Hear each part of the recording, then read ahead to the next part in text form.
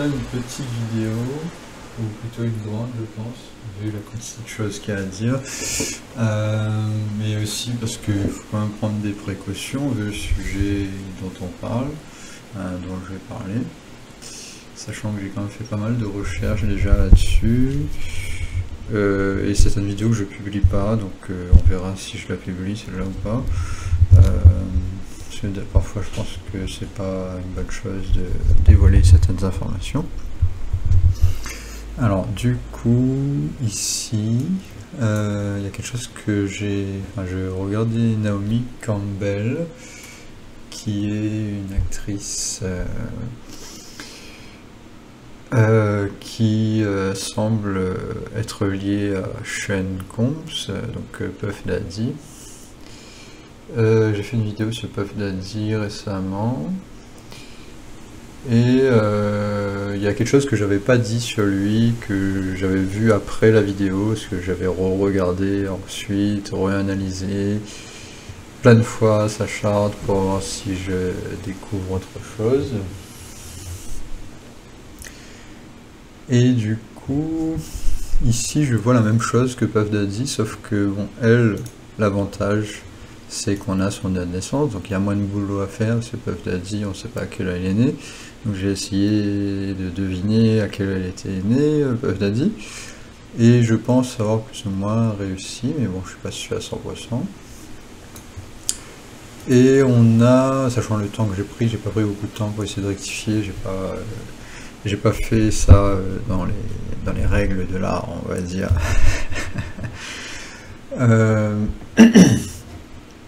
Donc, Naomi Campbell, elle est ascendant Capricorne, et elle a Saturne sur la 5e maison, du coup le maître de son ascendant est sur la 5e maison.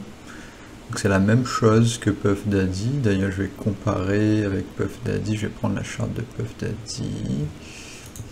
Alors, j'ai enlevé un peu les chartes personnelles que j'avais ouvertes, j'en avais trop, donc on a Sean Combs Puff Daddy, qui a Saturne, le maître de son ascendant, qui est dans le signe de Taureau, donc exactement pareil que Naomi Campbell, et ça c'est la charte que j'ai rectifiée, du coup j'ai plus ou moins mis à midi, je pense qu'il doit être né à ces alentours là, je pense pas que c'est exactement midi, mais ça doit être sur cet ascendant là je pense. Sachant que j'avais pas parlé de Saturne, le fait que le maître de son ascendant soit dans la 5e maison et qu'il y a un lien du coup avec les enfants. Sachant que quand j'avais regardé, quand j'avais fait la vidéo sur Puff Daddy, j'avais pas regardé les news, qu'est-ce qui s'était passé. Enfin, j'avais pas fait mes recherches parce que j'avais juste regardé un article de France Info, et France Info, j'ai aucune confiance dans ce qu'ils disent parce qu'ils racontent des conneries toute la journée. Et du coup, quand j'avais lu l'article de France Info, toutes les informations qui étaient dedans, j'avais pris avec des pincettes parce qu'il y a possibilité que ce soit faux. Et j'avais pas vérifié ailleurs d'autres sources. Donc je me suis pas permis d'imaginer qu'il y avait des enfants inclus dedans.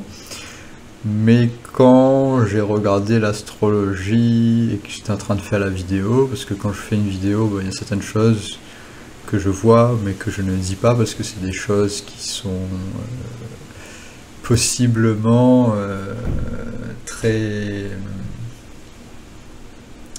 difficiles à parler parce que c'est des sujets très sensibles, et c'est les sujets qui sont liés à la 5e maison, donc les enfants, les viols, etc. Et du coup ici on a le soleil qui était en train de détruire, qui est en train de gêner son Saturne par opposition, qu'on voit ici, là, le rouge, et le rouge ici aussi dans l'autre sens, qui fait que ça détruit une partie de son enfant intérieur. Donc qu'est-ce que ça veut dire ? Ça veut dire que lui-même, il y a des chances qu'il s'est fait violer quand il était jeune, ou qu'il avait une opinion de lui-même au niveau de son enfant intérieur, et qui fait qu'il attire ce genre d'événements dans sa vie. Si on regarde la charte de Naomi Campbell, on voit quelque chose de similaire, mais sans l'opposition à Saturne. Mais on voit autre chose ici. On voit le maître de l'ascendant qui est ici, pareil, sur le signe de Taureau dans la 5e maison. Donc déjà de base, d'avoir Saturne sur la 5e maison, ça crée une difficulté avec ce qu'on... comment dire ça? La 5e maison, c'est lié pas que aux enfants, bien sûr, là je parle des enfants parce que c'est directement lié au sujet, je pense, de ce qu'il y a actuellement dans les news. Si on regarde un peu YouTube et ce qu'on dit sur les news, on va dire, un peu sur Internet, parce que à la télé, en France, ils n'en parlent pas trop de ça, ils évitent le sujet, ce qui n'est pas étonnant. Mais la 5e maison, de base, est une maison très très sensible, et toute planète qui est ici, dans la 5e maison, c'est quelque chose qui va se manifester facilement dans la réalité. Donc par exemple, si on a une belle planète ici, enfin je dis belle en parenthèse, on a la Lune, Vénus, Jupiter, et on n'a pas de planète agressif avec ces planètes-là, on va avoir beaucoup de bonheur, on va dire, dans la vie, et on va attirer ce que ces planètes représentent. C'est-à-dire Jupiter, ça va être la spiritualité, Vénus, ça va être l'amour, la Lune, ça va être tes émotions, et d'avoir des émotions stables, qui fait que tu manifestes des choses dans ta réalité concrète. Parce que la Lune, c'est aussi lié à la manifestation. Pareil, Mercure, ça va donner un côté enfant, de recherche, intellectuelle, etc. Donc c'est des planètes qui sont sympathiques. Mercure, Vénus, Jupiter, ces planètes-là, Mercure, Vénus, Jupiter et la Lune. Par contre, quand on a autre chose, on va prendre l'exemple de Justin Bieber, qui est assez flagrant. On a aussi le créateur de Game of Thrones qui a quelque chose d'assez similaire. Il a Saturne et la conjonction du Soleil dans la 5e maison. Et ça, c'est très très difficile d'avoir la conjonction de Saturne et du Soleil dans la 5e maison. Et ça va créer en fait de la honte, parce que la 5e maison, c'est ton enfant intérieur, et du coup, quand il y a une conjonction qui est difficile entre une planète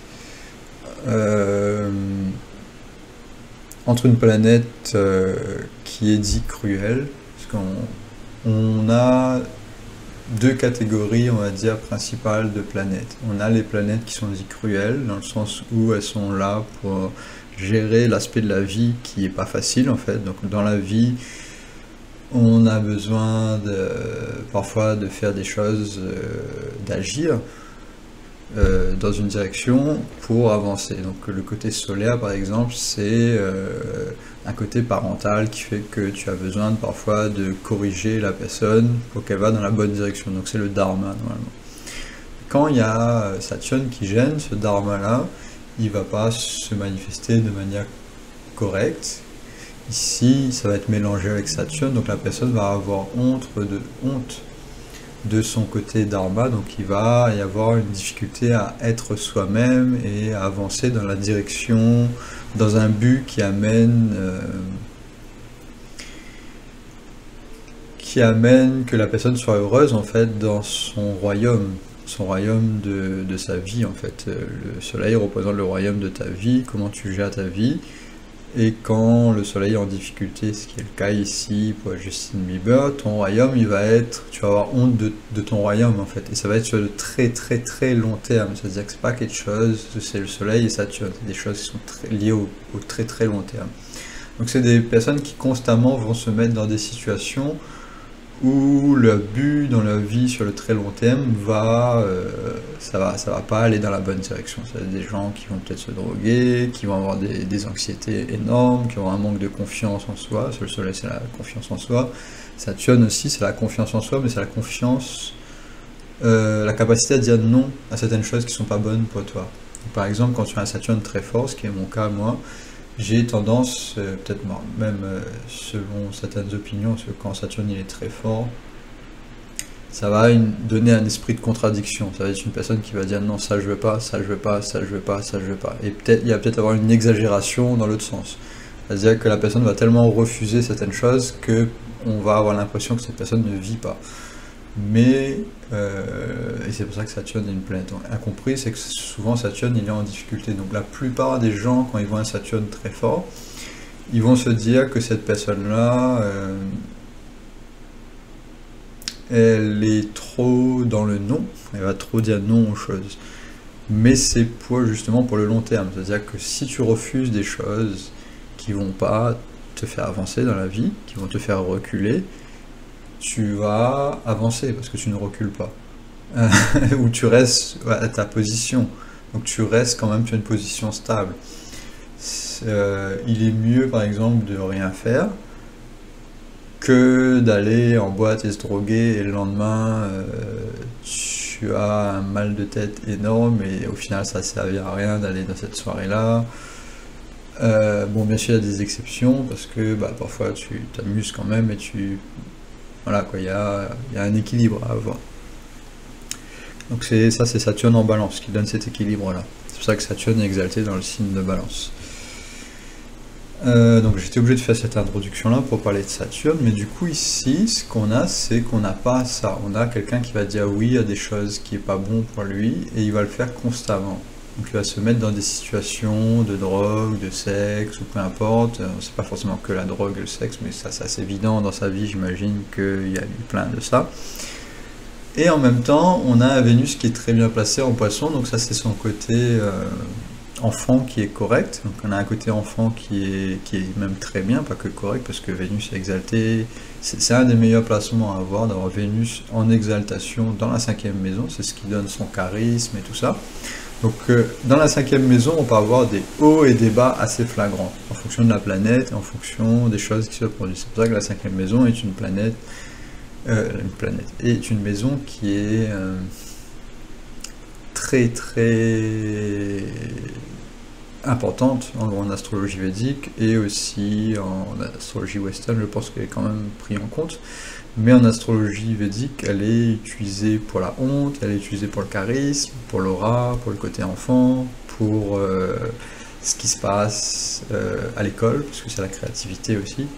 Donc si tu as une bonne 5e maison, ça donne un côté intelligent, un côté créatif. Donc on peut avoir des DJ, des danseurs, des chanteurs, tout ce qui est lié à la créativité est lié à la 5e maison. Donc un enfant, par exemple, on parle d'Hollywood souvent, donc c'est pour ça que je parle de ça aussi, pour mettre en contexte. Hollywood, ils ont beaucoup utilisé la créativité des enfants pour avoir du charisme, pour avoir de la beauté, etc. Donc et c'est normal, hein, c'est pas forcément un complot.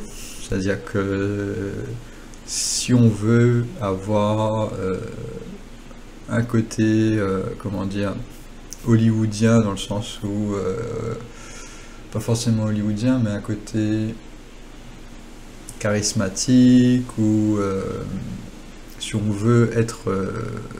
c'est lié à la noblesse aussi, la 5e maison. Donc forcément, si on regarde la 5e et l'opposé, la 11e, on va avoir ce genre de choses-là pour les célébrités à chaque fois. Donc c'est pour ça que la 5e maison est aussi très importante. Donc quand on décrit la 5e maison, on voit qu'il y a vraiment beaucoup de choses, ça englobe beaucoup de choses.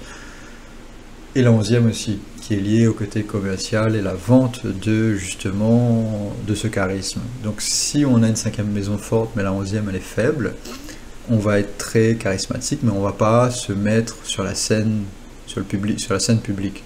Donc on a aussi besoin de la 11e maison, qui est souvent mal vue parce qu'on voit ça comme la personne qui arrive et qui vend le produit fini et qui donne l'impression de ne pas travailler. Mais la 11e maison est beaucoup liée au travail aussi, et c'est au travail dans le côté vente. Donc montrer que certaines choses existent et les mettre en valeur. Donc c'est ce que je fais par exemple dans cette vidéo là, sachant que moi j'ai le soleil dans la 11e maison, donc c'est pour ça que je fais beaucoup ce côté présentation un peu commercial, mais du côté spirituel, parce que mon soleil est dans le signe de Poisson. Donc là c'était un exemple sur moi. Si on revient à Justin Bieber, donc on voit cette 5e maison là qui est en difficulté, mais qui en même temps il y a ce côté charismatique énorme, son côté qui ressort, et c'est ça qu'on va en parler le plus à la télé, etc. Voilà. Mais il y a aussi Saturne qui gêne Vénus en même temps, donc on a ce Vénus qui est écrasé, ici on voit, il y a Saturne qui écrase Vénus, on a Vénus qui est écrasé par le Soleil aussi, donc on a de la honte ici énorme, et Vénus arrive à s'en sortir quand même, parce qu'il a quand même 1000 de force ici, donc il arrive quand même à passer outre cette honte-là quand même. Mais ça prend presque toute la force de Vénus. Donc Vénus est quand même en difficulté énorme, sachant que le calcul ici, je ne sais pas s'il est correct ou pas, je crois que ça calcule que 571, donc normalement ce calcul-là il est à moitié faux. Donc voilà, pour Justin Bieber. Donc c'était pas le sujet de la vidéo, c'était Naomi Campbell. Donc on va revenir sur Puff Daddy maintenant. Bon, ces personnes-là sont liées parce qu'ils ont été cités comme participé, parce qu'ils ont participé aux mêmes soirées et ils se sont fréquentés. Sachant que j'ai regardé, j'avais regardé son Wikipédia, que je vais remettre ici, que j'avais regardé Wikipédia et j'avais vu des choses intéressantes aussi. J'aime bien comme j'avais essayé de rectifier l'astrologie de Puff Daddy, et que on va regarder un peu qu'est-ce qui s'est passé avec elle. Et donc ce qu'on voit, enfin ce que j'ai vu du moins, c'est que son père l'a abandonnée apparemment quand elle avait 4 mois. Et donc c'est comme si elle n'avait pas de père, comme si son père était mort en quelque sorte, vu qu'il n'existe pas, du moins sur les documents. Et on devrait du coup voir la même chose que ce que j'avais dit dans l'astrologie de Puff Daddy. C'est-à-dire Mercure en difficulté ici, et la 9e maison, qui est liée à Mercure en fait. Je dis pas Mercure en difficulté ici, mais c'est Vierge. Le maître de Vierge, il est ici, il se fait tabasser par Saturne. Donc on a une 9e maison qui est en difficulté. Dans la vidéo de Puff Daddy, j'ai dit que la 9e maison est liée au père. Et souvent, quand on a une 9e maison qui est faible, ce qui est le cas ici parce que le maître il est faible, Mercure, et le maître de Vierge, et on retrouve du coup la même chose que dans la charte de Puff Daddy. On a la charte de Puff Daddy, un Mercure qui était faible pour des raisons différentes, notamment celle-là. Mercure ici il est faible, et du coup il avait aussi Ketu dans la 9e maison, dans le signe de Vierge, selon ma rectification. Et du coup c'est comme ça que j'avais rectifié sa charte de manière rapide, parce que dans sa biographie on voit qu'il n'a pas de père et qu'il a pris le rôle de père du coup. Et que c'est écrit dans son prénom, sachant qu'il a essayé de rectifier son prénom. À mon avis ça a été une manœuvre de cacher le fait qu'il y avait... D'ailleurs, j'ai pas vu beaucoup de personnes parler de ça. Pourquoi ils ont changé son prénom, sachant qu'il s'appelait Daddy avant. Le côté pervers sexuel parental du père qui fait des choses avec les enfants. Et il l'appelle Didi maintenant. Ah, pourquoi? Bon, peut-être là je vais peut-être un peu trop loin, mais je trouve ça bizarre qu'ils ont rectifié son prénom. Qui était à l'origine de cette rectification de son surnom, plutôt, pas son nom.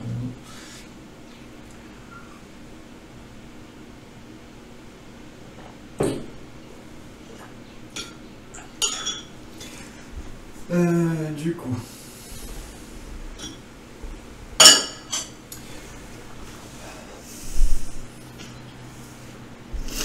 Donc beaucoup de choses à dire, et je voulais quand même parler quand même de la recherche que je fais pour montrer que c'est pas juste, je dis pas ça juste au hasard, je passe des mois et des mois à faire des recherches là-dessus, sachant que j'avais déjà fait beaucoup de vidéos sur la sexualité, etc., tout en prenant des pincettes quand même, parce qu'on parle d'un sujet qui est très très sensible. Et je voulais quand même rassurer certaines personnes qui ont par exemple Saturne dans la 5e maison. Ça ne veut pas dire que tu vas être un pédophile ou peu importe machin, mais dans sa manifestation la plus simple, ça veut dire que par exemple tu as du mal à l'école, tu as du mal avec la créativité et tu es plus par exemple dans la vente. Si tu as Saturne sur la 5e maison et que ta 11e maison elle est forte. Donc ça, en général, ça donnait ce côté-là où tu es plus dans la vente et tu as un côté créatif qui n'est pas très fort. Donc ça va être le côté le plus simple. Après, pour qu'il y ait ces histoires-là, il faut vraiment plein de combinaisons qui se confirment à plein d'endroits. Mais par contre, si tu as Saturne ou Mars ou le Soleil, et à côté de une de ces planètes-là, dans la 5e maison, il y a la Lune, il y a Mercure, il y a Vénus, il y a Jupiter ou une autre planète qui est plus soft, et même une combinaison entre une planète. En fait, une planète agressive, donc Saturne, Mars et le Soleil avec une autre planète, peu importe si cette planète est aussi une planète agressive, ça va donner de la honte avec ces planètes-là. Donc la conjonction le Soleil et Saturne, ça va donner de la honte. Ici, le Shenkonb Peuple d'Asie, lui, il n'a pas de honte. Mais il a une liaison aussi entre, parce que c'est pas que la honte qui compte, hein. Il y a aussi ce qu'on appelle la starvation, donc c'est le rouge tout simplement. Donc c'est quand il n'y a pas de honte, ça donne quand même de la peur, de quelque chose de moins fort que de la honte, c'est-à-dire qu'on va pas le cacher, mais on va quand même être gêné, on va avoir de la peur, etc. Donc, et on va avoir un manque de confiance en soi, par exemple, sur le Soleil. Ce qui est le cas ici, il y a ce manque de confiance-là, parce qu'il y a une opposition entre le Soleil et Saturne. Et le vent qui fait du bruit, je vais fermer ça. Trop de bruit.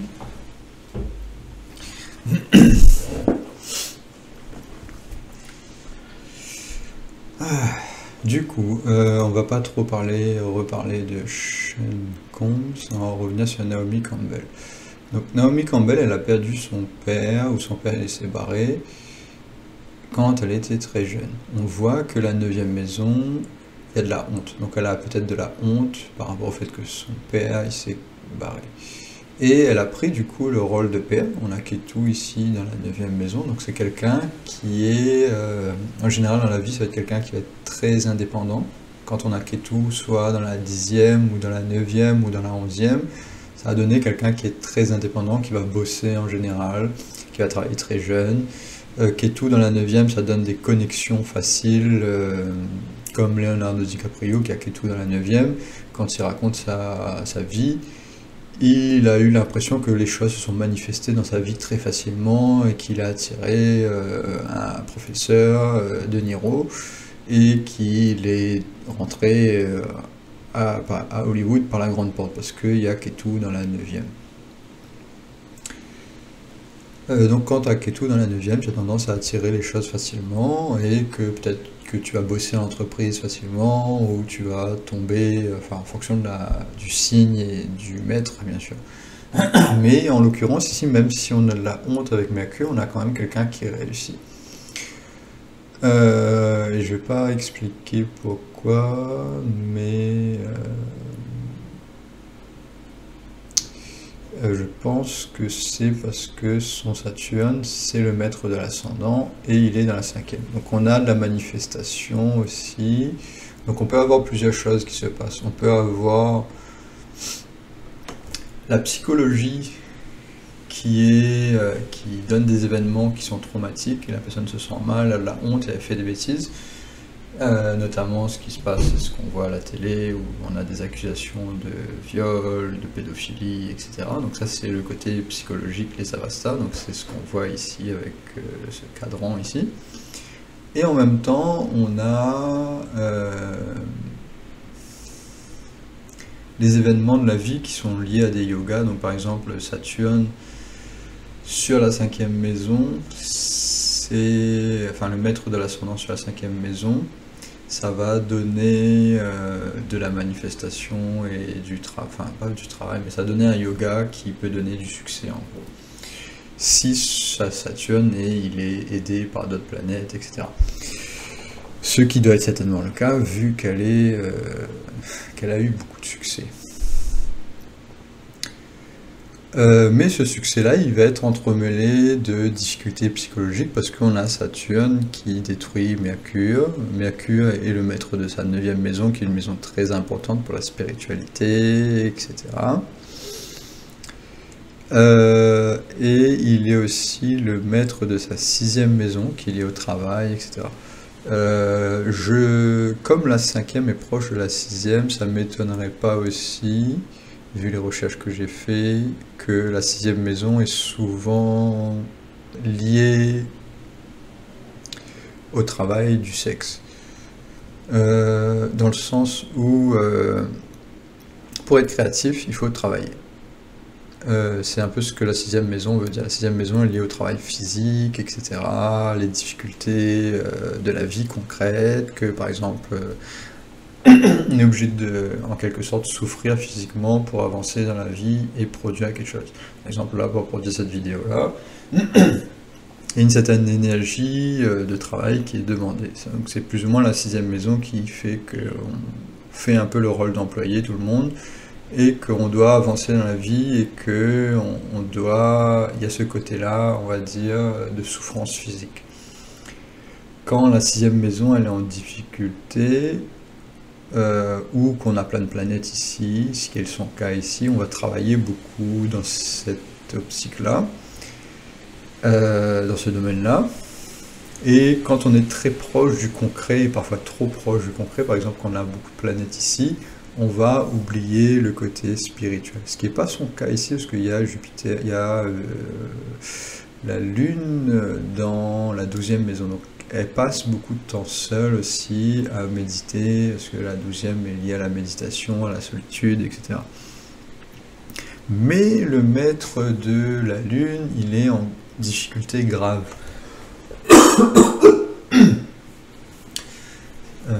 C'est ce qu'on voit ici, en fait, sur Jupiter, il est à moins 800 ici.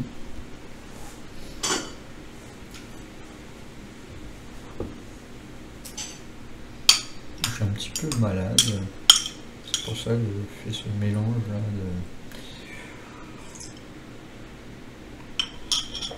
ce mélange bizarre pour guérir un peu plus vite. Je suis pas vraiment malade, mais je pense que si j'aurais pas pris ces plantes-là, je serais tombé malade. Alors, donc ça c'est la 6e maison aussi, c'est le fait de détruire l'ennemi qui est lié au physique en fait. Donc quand on tombe malade, c'est lié à la 6e maison. Donc on a parfois beaucoup de personnes qui travaillent dans la médecine, etc., qui ont des 6e maisons fortes parce qu'ils sont capables de vaincre l'ennemi physique présent dans la nature en fait, parce que on doit survivre dans la vie. Donc c'est beaucoup lié à la survie, la 6e maison, mais ça peut être aussi lié au travail des enfants parce que c'est à côté de la 5e. Donc ça ne m'étonnerait pas par exemple si je prends les livres de Victor Hugo qui parlaient des travails des enfants dans les années 1800, etc. Et ça ne m'étonnerait pas que c'est lié aussi à la pédophilie, etc. Parce que les enfants étaient peut-être maltraités à l'époque, mais c'était une autre époque. Du coup, voilà. Pas parler de ça, mais en gros, je pense que la 6e maison peut être liée à l'esclavage sexuel. Ça peut être lié au fait de faire de la prostitution, je pense. Parce que c'est lié à la survie, donc voilà. Donc peut-être qu'un échange entre la 5e et la 6e maison peut donner ce genre de choses-là. Bien sûr, ça ne veut pas dire que si tu vois ça dans l'astrologie de quelqu'un, que forcément cette personne-là va être dans ce domaine-là. Ça peut être lié à plein de choses. Et prédire ce genre de détails-là n'est pas donné à tout le monde. C'est pour ça que j'hésite parfois à publier ce genre de vidéos, parce que les gens ils pourraient mal comprendre, sachant que ce que je fais est toujours à l'état de recherche. Donc voilà, c'est toujours quand même de la recherche astrologique, et je pense que c'est quand même bien, vu le niveau qu'on a actuellement avec l'astrologie mondialement, de faire attention et de dire que on n'est pas sûr, ça reste un outil, c'est comme la médecine, parfois les médecins ils se trompent, même très souvent d'ailleurs. Donc c'est un outil comme un autre, l'astrologie, c'est pas Dieu, c'est pas parce que tu vois un placement que forcément ça va donner ce que tu penses. C'est vraiment pas facile à utiliser. Surtout quand on veut être sûr de quelque chose. C'est pour ça que moi je vérifie à plein d'endroits différents et que je n'utilise pas que ça. Donc par exemple j'avais regardé aussi les cartes de la vérité qui sont liées à l'astrologie aussi, mais qui donnent un autre aspect en fait quand on comprend un peu ce que ça veut dire. Donc ici on voit que le Soleil, Mars et Vénus et Ketu sont dans le roi de trèfle. Et qu'il y a de la honte, parce qu'ils sont dans la même carte qu'il y a Mercure. Sachant que Mercure, c'est lié à un enfant qui est en train d'apprendre, donc de la période de 3 à 12 ans, donc c'est lié à l'apprentissage quand on est un enfant, pas adolescent, mais vraiment la période où on considère que ça peut être un viol si tu as une relation sexuelle avec la personne. Parce que c'est la période où l'enfant commence à devenir un adulte, il est capable d'avoir une relation sexuelle parce que son corps commence à grandir, mais il n'est pas encore prêt parce qu'il est en train d'apprendre. Donc c'est la période d'apprentissage qu'il est à Mercure. Et du coup, à ce moment-là, les enfants ils n'ont pas encore d'hormones, donc c'est la période de Vénus de 12 à 32 ans qui donne ces hormones-là, et là, la personne commence à sexuellement être mature. Commence. Il y a aussi un développement, bien sûr. Donc voilà, on pose ça. Ici, du coup, on a toutes ces planètes-là qui sont discutées dans la carte de Mercure et que c'est le roi de trèfle. Donc le roi de trèfle, c'est lié au leadership et c'est la capacité à prendre une décision philosophique, donc une philosophie de vie, de vivre une philosophie de vie qui est liée au leadership. Et du coup, cette carte-là, elle va être liée à la sexualité dans le sens où la philosophie que tu as dans ta vie te permet de prendre des décisions qui vont influencer les autres. Donc si ta philosophie de vie, c'est que, par exemple, c'est pas important de faire attention aux enfants, parce que toi-même, quand tu étais jeune, on n'a pas fait attention à toi, et ben ça va, c'est un cycle qui se répète. Donc pour moi, les personnes qui sont dans ces scandales de pédophilie, etc., eux-mêmes, ils ont subi des choses. Et c'est, je pense que ce qu'on va découvrir, donc faut pas, c'est normal d'accuser, parce qu'il faut que c'est des choses qui se révèlent, mais en même temps, ces personnes-là, ils ont aussi un background, une vie, et que parfois, ils n'ont pas choisi forcément d'aller dans cette direction-là. C'est les événements de leur vie qui les ont amenés à aller dans cette direction-là. Je dis ça parce que là, on parle de quelqu'un qui est très connu, et quand on parle de quelqu'un de très connu, qui est dans une position de leader, donc on a ce roi de trèfle-là, donc elle est dans une position de leader, et qu'elle peut influencer par son opinion. Donc les trèfles, c'est beaucoup lié à l'intelligence de ton opinion, de prendre des décisions par rapport à ce que tu penses qui est bon, parce que le trèfle, c'est lié au 3, donc c'est ces 3 petites fleurs qui sont liées à Mars, du coup, et Mars, c'est la capacité à agir en fonction de ce que tu crois qui est une bonne chose. Donc quand tu as un roi de trèfle qui est inversé, ce qui est plus ou moins ce qu'on voit là dans le logiciel, hein, c'est l'équivalent, tu as un jeu de tarot et que tu tires un roi de trèfle inversé, ça veut plus ou moins dire que ta capacité de prendre une décision liée à ta philosophie de vie, elle est vacillante, et que tu es peut-être en train d'apprendre justement à comprendre ce genre de choses-là. Et que c'est pour ça que tu t'es peut-être incarné sur Terre pour résoudre ce problème-là. Du coup, voilà. Long discours philosophique, mais c'est important d'en parler parce que c'est pas juste je comprends que Saturne est sur la 5e maison, ça va m'avancer à quoi de savoir que Saturne est sur la 5e maison si je peux pas comprendre comment, qu'est-ce que ça veut dire dans ma vie, et comment agir en fonction de ça et de pas forcément accuser tout le monde parce que tu vas, enfin c'est peut-être un peu ce que j'ai fait et ce que beaucoup de personnes font parce que c'est naturel quand on voit quelque chose de réagir émotionnellement parce que on voit quelque chose qui est grave et que forcément quand on voit quelque chose qui est grave le réflexe semble être de prévenir les autres.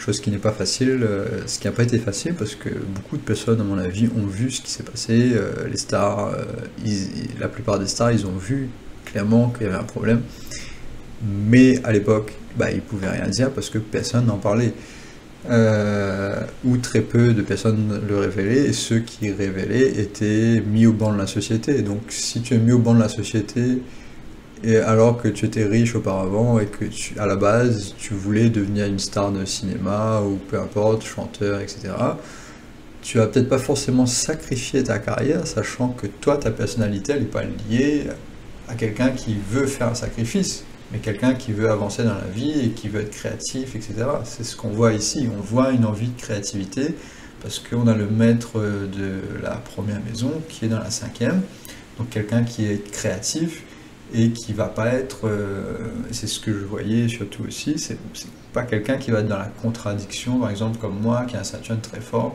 et qui va dire non, ça il faut pas faire, ça il faut éviter, ça on peut, mais sans trop exagérer, etc. Donc on met des règles assez fortes.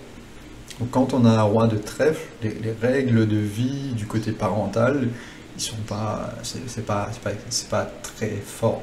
Donc c'est ce qu'on voit aussi dans son astrologie ici, si on revient à son astrologie, on voit qu'on a un Ketu ici dans la 9e maison qui est lié à un côté parental. Donc le fait que son père était absent ou qu'il n'était pas présent, il y a un manque qu'elle a essayé de combler, mais d'une manière qui n'était pas très viable sur le très long terme. En revanche, elle a quand même beaucoup de planètes qui sont fortes. Si on regarde les Avastas, ici on a 900 pour le Soleil, 1200 pour la Lune, 800 pour Mars, Mercure qui est quand même très fort, même s'il se fait tabasser par Saturne ici. On a quand même de l'aide de Vénus et Jupiter. Donc son cas à elle, il n'est pas si grave que ça. Parce que là, on met en évidence les problèmes les plus graves, et je pense que le problème le plus grave ici, c'est ce Jupiter qui est dans le signe de Balance. Et c'est ce qu'on peut voir aussi si on regarde les éclipses ici. Si on regarde la précédente éclipse qu'il y a eu, lunaire et solaire, on va voir ici, je vais enlever ça. Comment on fait pour enlever ça encore? Janma Lagna, c'est ça qu'on doit enlever. J'ai enlevé tous les traits ici, non, c'est pas ça. Voilà, on a enlevé tous les traits. Donc ça, c'est l'éclipse solaire qu'il y a eu récemment. Donc on a ici plein de planètes dans le signe de Balance. Donc on a la Lune et le Soleil et Mercure ici avec Ketu. Donc c'est ça qui fait qu'il y a une éclipse solaire. Que la Lune et Rahu et que Ketu, ce point jaune ici qu'on voit ici aussi là, il est dans le signe de Balance. Donc ça crée, à mon avis, ça fait ressortir son Jupiter ici qui est en difficulté. Sachant que le Soleil, actuellement, il est en train de rentrer dans le signe de Scorpion et que du coup, il y a eu ce transit du Soleil à côté de Jupiter. Naomi Campbell, je crois pas qu'elle a été mise sur le devant de la scène, mais bon, moi j'ai eu ce retour-là en regardant des vidéos, donc je pense que elle est quand même visée, je pense indirectement par rapport au fait qu'elle était en contact avec Puff Daddy. Et du coup, on a, je pense, cette activation-là, le fait que une éclipse s'est produite dans le signe de Balance, là où il y a son Jupiter. Même si c'est pas exactement dans le degré, je pense qu'il y a cette influence-là. Sachant qu'on avait aussi Uranus ici. Mais bon, Uranus, c'est pas une planète qui est si importante que ça, mais ça va quand même avoir une influence. Ça, je pense que c'est le fait que c'est indirect. Donc, elle est mise sur le devant de la scène indirectement, parce que Uranus, c'est pas elle directement, mais c'est le groupe de personnes qu'elle a fréquenté et qui est quelque part aussi une part d'elle-même parce qu'elle était dans ces groupes-là. Donc Uranus, Pluton et Neptune, ça va être l'incarnation physique des gens autour de toi dans la période, dans la vie, quand par exemple Uranus, quand elle est née, on avait Uranus dans le signe de Balance, on avait Neptune dans le signe de Scorpion ici, et on avait Pluton dans le signe de Vierge. Pluton dans le signe de Vierge, c'est quelque chose qui est important ici, parce que Pluton est lié à la sexualité, enfin Vierge est en grande partie lié à la sexualité, pour des raisons que je ne vais pas expliquer ici, parce que c'est assez compliqué. Notamment, on voit ça plus facilement en utilisant du Human Design. Et on peut voir que son Pluton ici, il est dans le solar plexus, comme toutes les personnes qui sont nées en 70, ils vont avoir Pluton ici dans ce 6 là.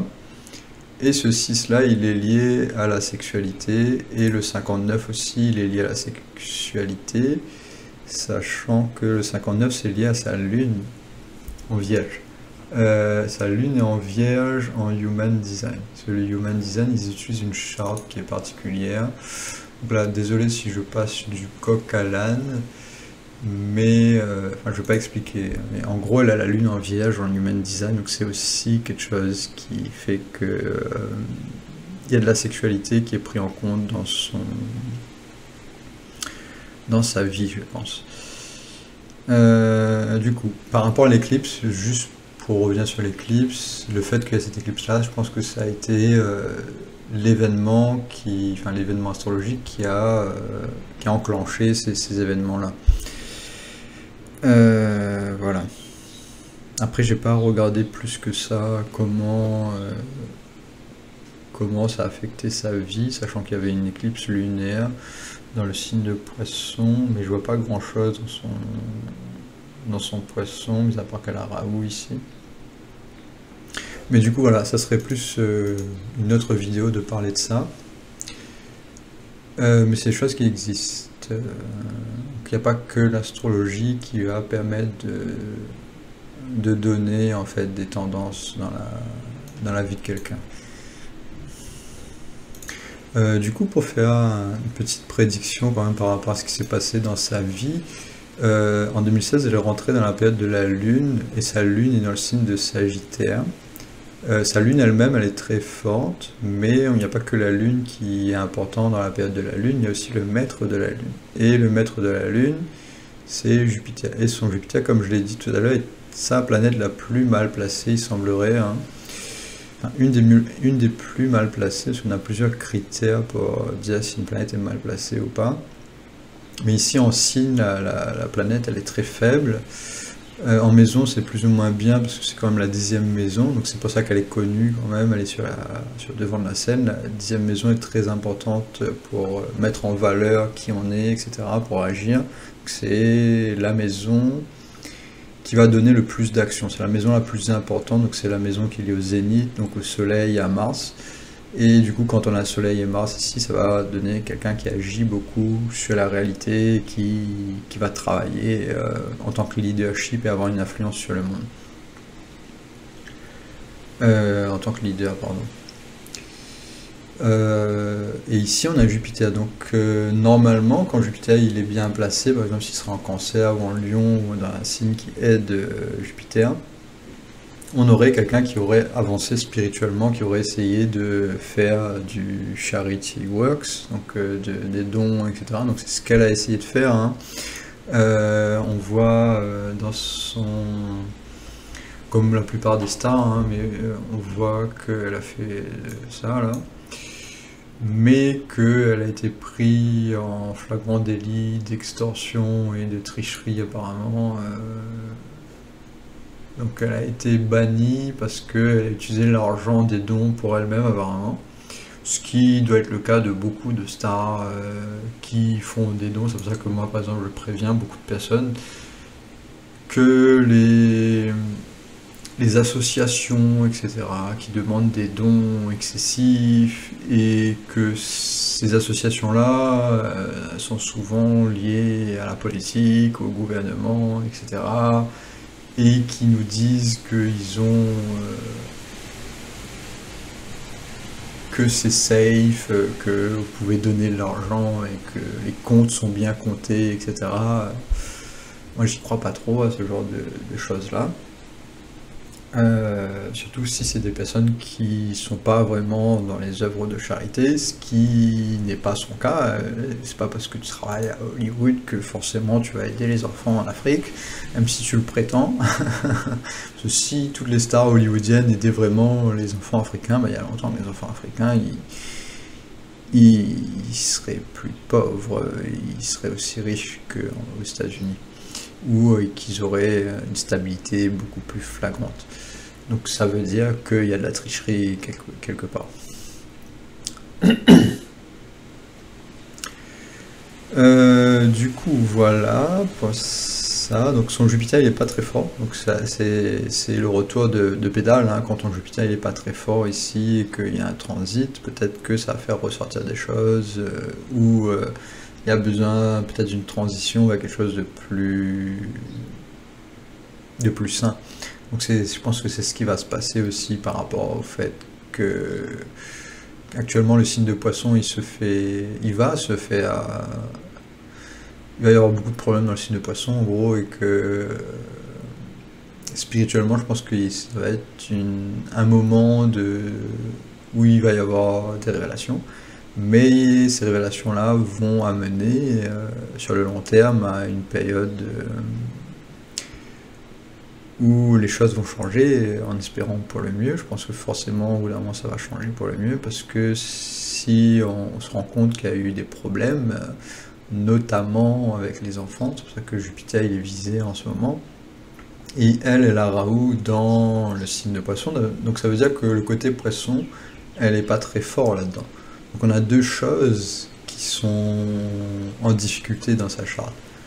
Le fait que son Jupiter est faible, qui est le maître de Poisson, et le fait qu'il y a Rahu dans le signe de Poisson, qui fait qu'elle a du mal en fait avec la spiritualité de manière générale. Mais c'est quelque chose qu'elle essaye d'apprendre, parce qu'il y a Rahu ici, donc elle est en train d'évoluer dans ce domaine-là. Donc je pense que cette période-là, de 2025 à 2027, elle va apprendre beaucoup de choses sur elle-même, etc. Mais ça va être des scandales ou des choses qu'elle ne sait pas et qu'elle ne comprend pas, parce que son Jupiter il est très faible, sa planète la plus faible, donc au niveau de la direction spirituelle, elle n'a pas de boussole. C'est comme si elle n'avait pas de boussole spirituelle et elle ne sait pas ce qu'elle fait vraiment. Donc ça c'est pour son Jupiter, sachant que Rahu dans la 3e maison, ça donne quelqu'un qui est un peu naïf. C'est un peu comme ce qu'on voit chez Leonardo DiCaprio. La naïveté de DiCaprio, c'est qu'il a Rahu sur la 3e maison, et la 3e maison c'est lié au discernement, donc c'est un peu un travail de journaliste, ce que moi je fais, parce que j'ai Ketu ici, donc j'ai de fortes capacités à avoir du discernement, et du coup vérifier les choses. Quand tu as Ketu sur la 9e, ça va être l'inverse, c'est-à-dire que tu vas vouloir plonger directement dans des domaines, par exemple, tu vois, c'est ce que DiCaprio il explique dans son interview où il parle de sa vie, sa biographie, une des interviews que j'avais vues récentes, et il disait qu'il a eu de la chance en fait, il est tombé au bon moment, au bon endroit, il a fait son fou, et il s'est excité dans tous les sens jusqu'à qu'il arrive à apprendre quelque chose. Donc c'est des gens qui aiment plonger dans les sujets ou dans la vie sans vraiment réfléchir. Donc il y a un côté naïf derrière cette position de Ketu dans la 9e et Rahu dans la 3e. Parce qu'ils ont tendance à ne pas vérifier les choses, ils n'ont pas envie de vérifier, ils veulent vraiment que les choses se font naturellement. Donc c'est un peu comme la croyance chrétienne qui veut que oui, tout va apparaître, tout va se manifester naturellement parce que tu pries Jésus. Tu as beaucoup de personnes qui ont par exemple un côté Ketu dans la 9e maison très fort, mais avec du spirituel. Si c'est pas le cas, c'est pas spirituel au sens où c'est mercurien, parce que c'est lié à Vierge. Donc quand ça se manifeste par Vierge, c'est plus je veux que les choses se font dans la réalité concrète, que ça se manifeste dans la réalité concrète sans sans aucune recherche intellectuelle. Ce qui est contradictoire à Mercure, du coup. Il y a une contradiction énorme. C'est ce que j'avais expliqué dans une vidéo où je parlais aussi de DiCaprio. Et du coup, de Puff Daddy aussi, j'ai parlé de ça, parce que c'est Ketu dans la 9e maison, qui est une maison spirituelle, mais qui est liée à une planète qui est la recherche intellectuelle, Mercure. Et la maison opposée, 3e maison, ici, elle est spiritualisée, alors que c'est une maison qui est liée au discernement. Donc on a un flou assez énorme, en fait, pour les personnes qui sont ascendant Capricorne, et qui ont Ketu dans la 9e. DiCaprio, il avait Ketu dans le signe de Gémeaux dans la 9e. Et Gémeaux, c'est lié à Mercure. Donc on a aussi, pareil, cette recherche intellectuelle de la spiritualité. Donc c'est ce que Naomi Campbell doit faire, à mon avis, c'est une recherche intellectuelle de la spiritualité. Et elle plonge essaye de plonger dans ce côté de discernement-là de la 3e maison, mais un discernement spirituel qui ne fonctionne pas très bien parce que Jupiter, il est famille. Si on aurait un Jupiter en exaltation, on aurait eu quelque chose de totalement différent. Du coup, voilà pour cette vidéo. Je pense que j'ai fait pas mal de choses. Après, on peut regarder un peu les périodes dans lesquelles elle est. Actuellement, elle est une période de la Lune et de Vénus. Actuellement, je pense qu'il y a Jupiter ici qui est en train de transiter à côté de son Vénus. Et son Mars d'ailleurs aussi. Donc il y a peut-être des transits ici qui sont pas trop gênants. Je pense que c'est peut-être pour ça qu'elle n'est pas mise pour l'instant sur le devant de la scène. Mais bon, je vais pas dire trop de bêtises parce que peut-être qu'elle est actuellement aussi accusée et que ça va se faire et que j'ai pas regardé tout non plus. Hein. Donc là, je fais vraiment les choses. Je regarde un peu de loin, mais je zoome pas dans toutes les directions parce que si je vérifie tout, ça peut faire une vidéo de 3 heures, donc j'ai pas le temps non plus de tout vérifier, mais j'essaye de dire un peu les choses dans leur ensemble, ce que je vois personnellement ici. Pour résumer un peu, le problème principal vient de ce Saturne dans la 5e maison avec Mercure qui détruit Mercure ici, qui représente sa période de 3 à 12 ans. Donc de sa période de 3 à 12 ans, il a dû avoir pas mal de problèmes dans sa vie. Son côté intellectuel, il a dû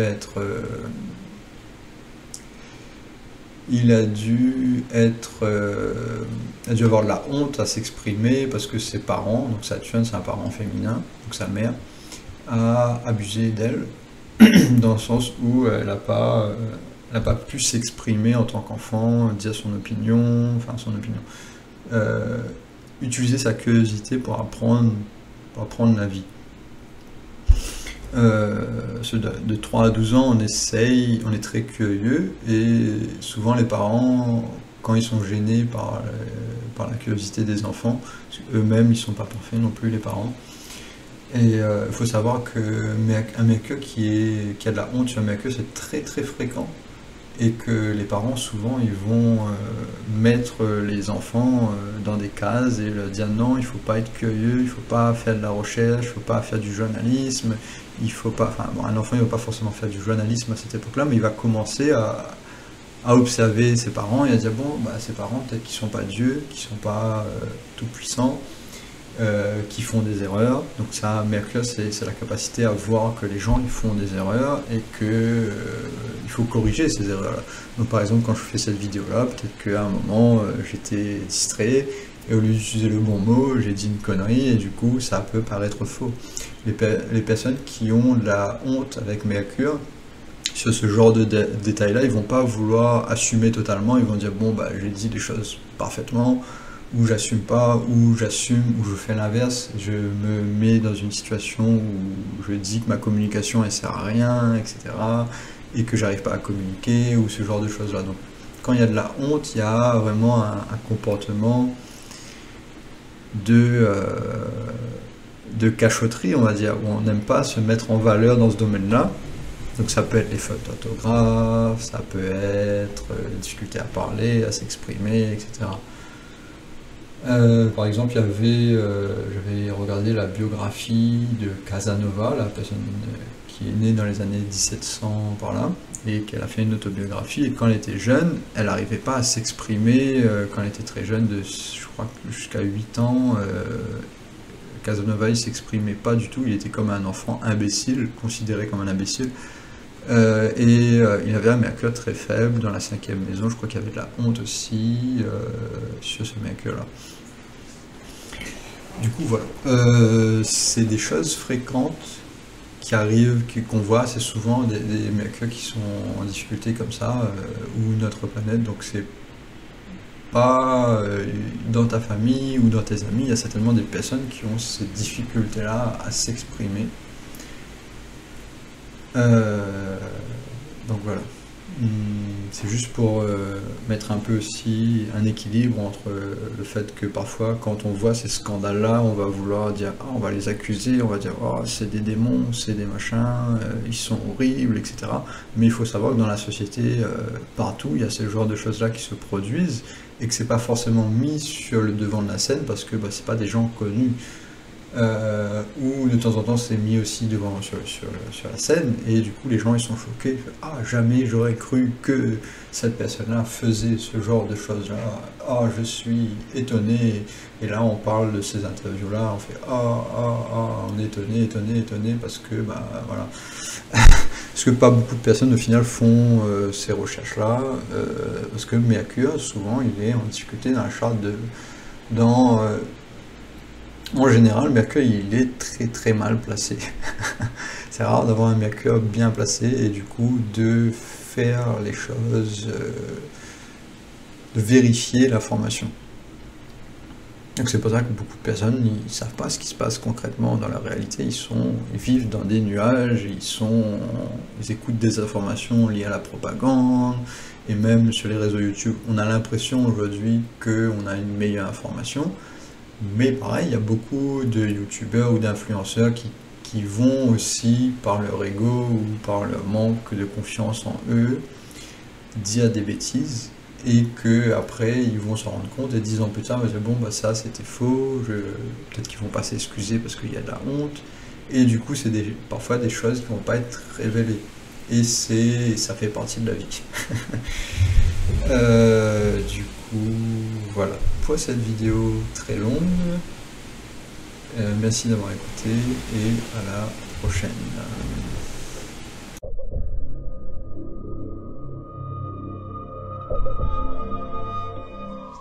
Alors du coup, après avoir fait la vidéo sur Naomi Campbell et P. Diddy et Justin Bieber, j'ai écouté ce que ce gars-là il dit, et au final ça correspond exactement à ce que j'ai dit sur P. Diddy, ou ce que j'ai vu entre la conjonction, enfin l'opposition de Saturne et le Soleil, ça donne exactement ce qu'il dit là. Et il a rajouté quelque chose aussi sur le frère, sur le fait qu'il a un grand frère et tout, et je pense que ça c'est Mars en Capricorne, parce que Mars c'est le côté c'est le côté compétitif, donc quand tu es très compétitif, généralement tu as des frères qui t'ont aidé et tout ça, et Capricorne ça donne un côté vieux, donc le grand frère, donc Mars en Capricorne, dans le signe de Saturne, donc un frère qui est vieux et qui donne le bon exemple. Mais bon, le bon exemple pour conquérir les choses, parce que Mars c'est la compétition, hein, c'est pas forcément quelque chose qui est bien ou machin, Mars il va dans une direction et il s'en fout si c'est bien ou c'est pas bien. Même si en général Mars c'est quand même quelque chose qui fait que tu construis qui tu es, donc tu arrives à avoir des compétences. Et bien sûr il faut que le reste soit machin. Donc je vais mettre un peu ce qu'il dit là et au début, parce qu'il dit plus ou moins ce que j'ai dit, mais avec des mots différents, et il rajoute quand même des choses. Je vais créer à l'avance tout ça. C'est-à-dire que si P. Diddy n'avait pas été célèbre, je suis assez persuadé, je vais vous faire un portrait un peu de son enfance, parce que je pense qu'il faut comprendre qu'il y a un lien, qu'il aurait fini très mal, il aurait fini soit mort, soit en prison, etc., bien avant cette date d'aujourd'hui, 2024. Et que je pense que s'il a duré jusqu'à présent, c'est parce que justement il est P. Diddy et qu'il a des moyens. Mais au-delà de ça, on a une personnalité déstructurée, je pense, psychologiquement. On peut faire un pont aussi avec d'autres que je vais vous montrer, notamment R. Kelly, qui a aussi été pris dans beaucoup d'affaires de mœurs, Et en fait, c'est pas par hasard, parce que quand je vais vous dresser le portrait de l'enfance de ces deux hommes, notamment plutôt de P. Diddy, vous allez voir qu'il y a toutes les carences affectives, éducatives derrière qui expliquent avec la violence de la rue et les règlements de compte, les gangs et tout ça.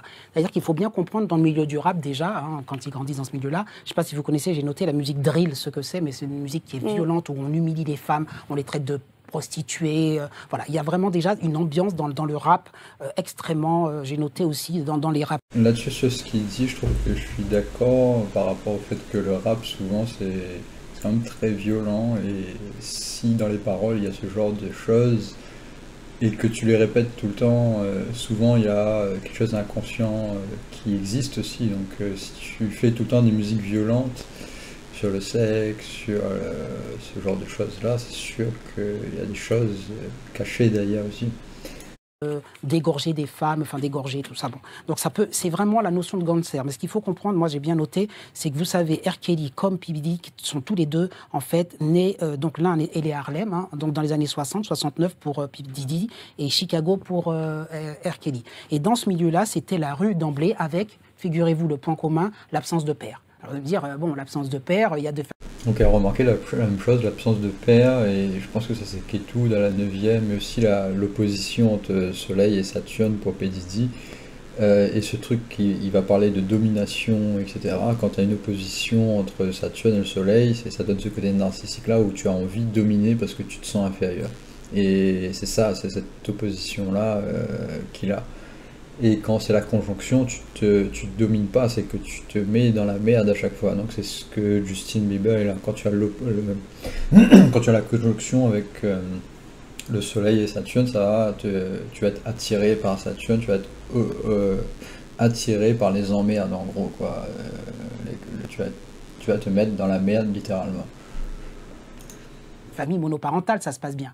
Mais là, on est dans les années 69, Harlem, vous savez comment ça se passait, et on est dans les gangs. C'est-à-dire qu'à un moment donné, l'absence de père fait que pour cet homme-là, on voit comment il s'est construit, hein, P. Diddy, c'est-à-dire que très rapidement, il a été l'homme livré un peu à lui-même, à la maison, celui qui sort très tard le soir, celui qui est dans la rue. Et donc là, on grandit dans un univers déjà un peu de rapport de puissance, de toute puissance, avec le rap qu'il y a derrière.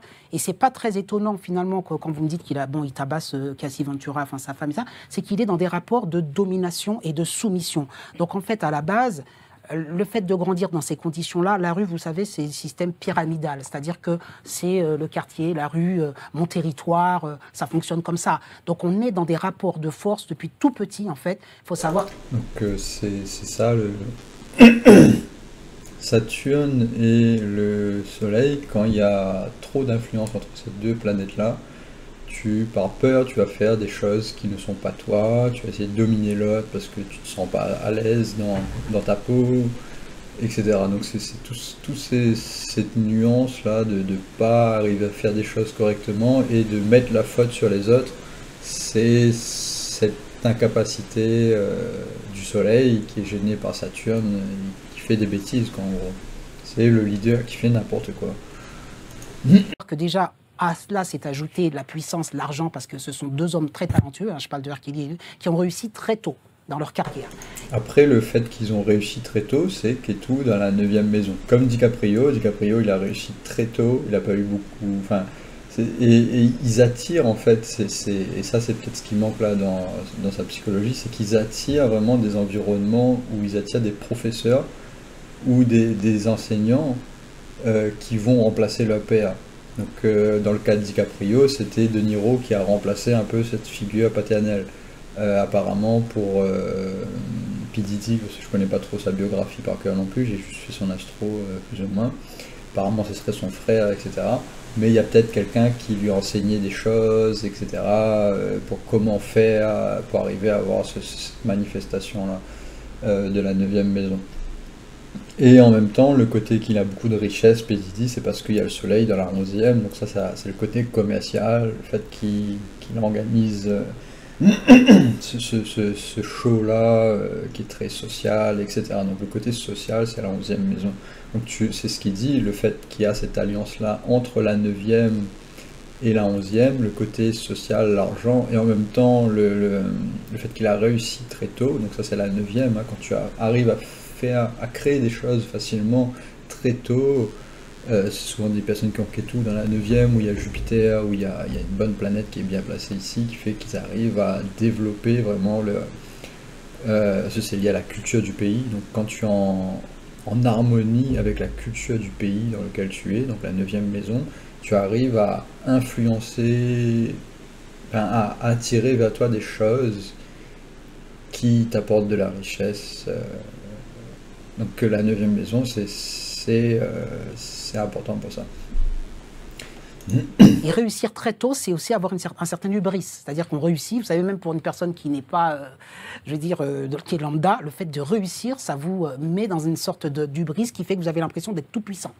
Donc là, déjà, on a une sorte de... Donc le côté tout puissant, c'est, si on regarde la charte de Shankom, comme vous avez dit, ce côté tout puissant, c'est la 9e maison parce que c'est proche du zénith. Et le fait qu'il a toutes ces planètes-là proches du zénith fait qu'il ne comprend pas ce qu'il y a en bas en fait. Il ne comprend pas la 3e maison, le discernement, il ne comprend pas les enfants parce qu'il y a Saturne ici. Mais en partie, il est dedans aussi parce qu'il s'est fait violer, parce que c'est aussi quand même Saturne, c'est le maître de son ascendant. Donc c'est une part de lui aussi, donc lui-même il s'est fait violer, je pense, Shenkom, où il a subi le comportement qu'il a fait subir aux autres. De toute façon, ce qu'il faut savoir, de manière générale, c'est quand on fait subir quelque chose à quelqu'un, c'est que nous-mêmes on l'a subi. C'est pas que le viol, c'est tout dans la vie. Donc par exemple, si toi dans la vie, par exemple, je sais pas moi, tu détestes les femmes, ou tu les trouves moches, etc., c'est peut-être parce que ton image de toi-même, elle n'est pas correcte. Quand tu te regardes peut-être dans le miroir, tu te trouves moche aussi, mais tu n'arrives pas à l'admettre ou un truc du genre. Donc en général, quand tu as un problème avec les autres, c'est que tu as un problème avec toi-même. Et surtout si c'est récurrent et tu le fais tous les jours. Bon, si c'est un petit truc, si par exemple, je sais pas moi, de temps en temps tu trouves quelqu'un moche, ou patati ou patata, ou des genres de trucs là, ça va pas être énorme. Mais si c'est quelque chose de récurrent qui vient tout le temps, si par exemple tu es tout le temps sur Facebook en train de critiquer certaines choses, ou ça te gêne, certains comportements que d'autres ont, et si tu es tout le temps en train de le faire, bon, soit c'est lié à ton boulot, c'est peut-être ça aussi, ou ça peut être lié à ton boulot, et en même temps, il y a une part de toi qui est gênée par ça, et du coup, tu es tout le temps en train de te focaliser là-dessus. Donc c'est assez...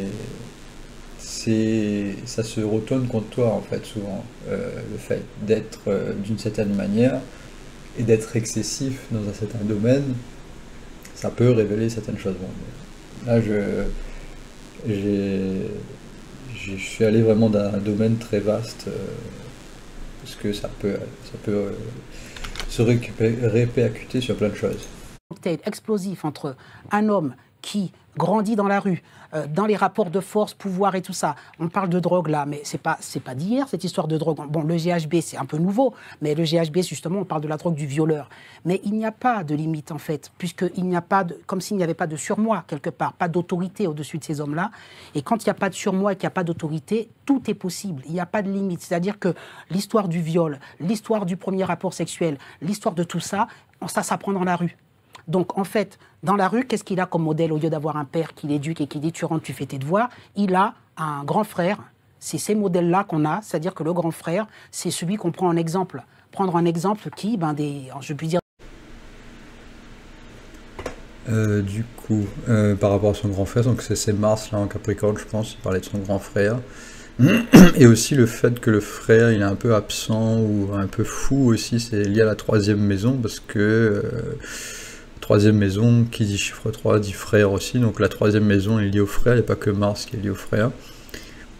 Et du coup, la folie du grand frère qui donne le mauvais exemple, je pense que c'est aussi lié au discernement, le fait que quand tu as de la compétition qui est saine, tu arrives à discerner certaines choses que tu peux faire, et certaines choses que tu ne peux pas faire, parce que c'est aussi la coopération. Et c'est lié aux employés aussi en quelque sorte, la 3e maison. Donc tu arrives à gérer la compétitivité entre tes employés, par exemple si tu es chef d'entreprise.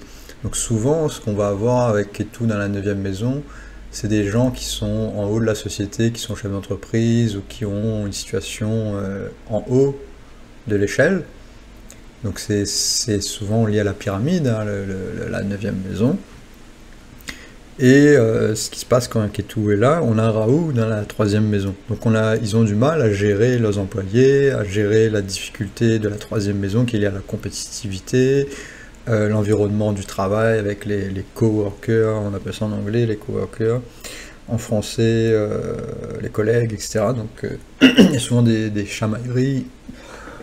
Il peut y avoir des chamailleries à travers d'une entreprise ou de la compétition, etc. Si elle est saine, cette compétition-là, ça va permettre de construire des choses et d'avancer. Si elle est malsaine, il n'y a pas de discernement, on va avoir des problèmes, ce qui est le cas ici, donc des délits de grandeur, parce qu'on ne comprend pas qu'est-ce qu'il y a en bas de l'échelle, et que cette échelle-là, si on détruit, en fait, c'est un peu comme si on regarde d'en haut, et on se rend pas compte que on tient debout parce qu'on a des jambes et on s'en fout des jambes, quoi. C'est un peu ça en fait la symbolique, c'est que en haut on a le zénith et en bas on a la quatrième maison, le nadir.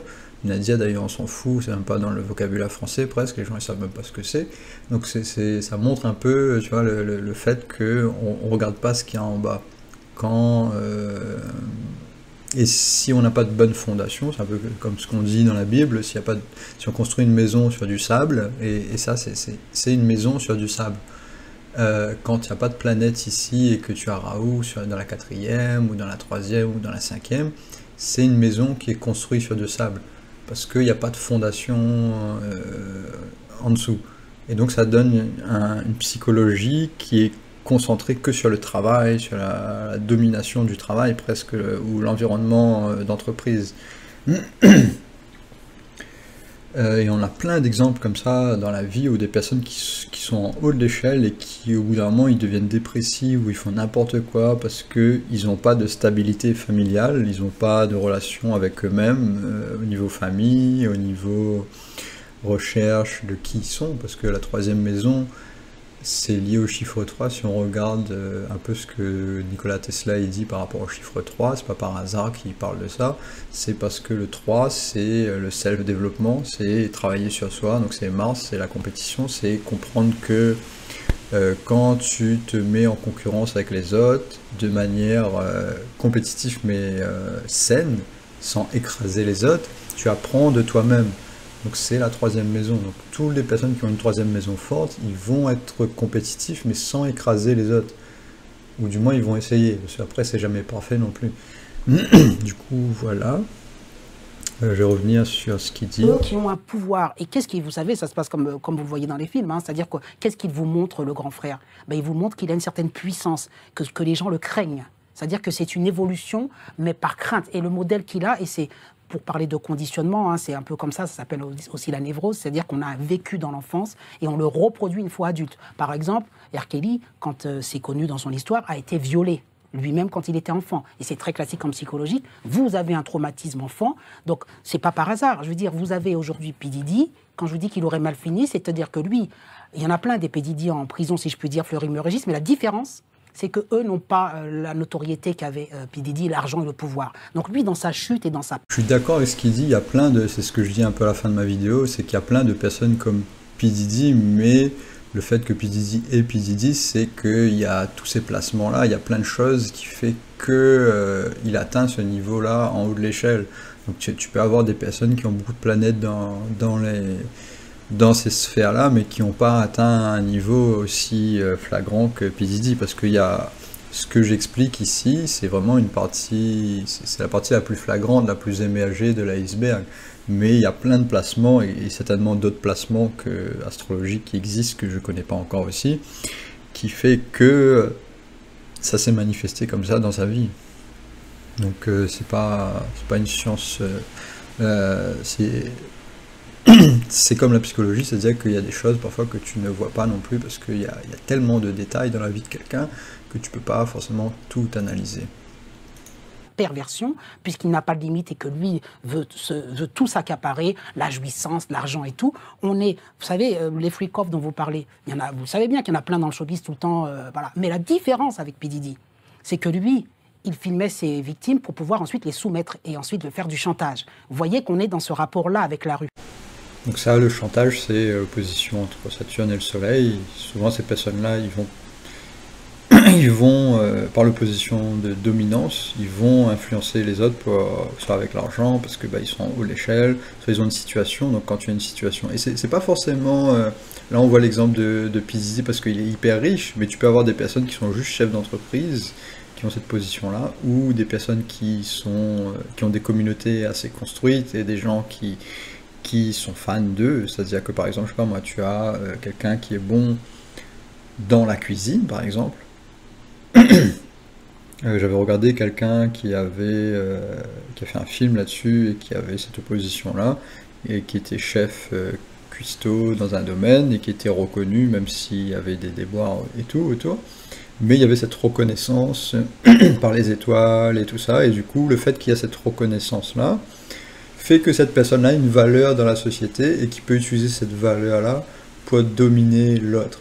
Et ils construisent cette valeur, cette fausse valeur-là, par peur, et du coup ils utilisent tout le temps sans s'en rendre compte, parce que c'est inconscient tout ça, ils utilisent ça pour empêcher l'autre de les accuser, parce qu'ils savent qu'il y a une gêne en fait, ils sont pas eux-mêmes en fait, ils ont le besoin de conquérir parce que ils ont peur de se faire conquérir en gros, et du coup c'est un cercle sans fin. C'est le rapport de la rue, c'est-à-dire que ce rapport où il aurait pu se contenter d'être un jouisseur. Un jouisseur. Qu'est-ce que tu en penses? J'en pense que oui, certainement, mais ce qui est... Je vais arrêter cette vidéo, c'était juste un petit commentaire pour montrer quand même que je raconte pas des bêtises et qu'il a eu plus ou moins la même analyse que moi, avec bien sûr des nuances, il n'a pas dit exactement la même chose, mais il a repris plus ou moins ce que j'ai... Enfin, il a dit plus ou moins la même chose que ce que j'ai dit. Du coup, voilà pour cette vidéo, merci d'avoir écouté et à la prochaine.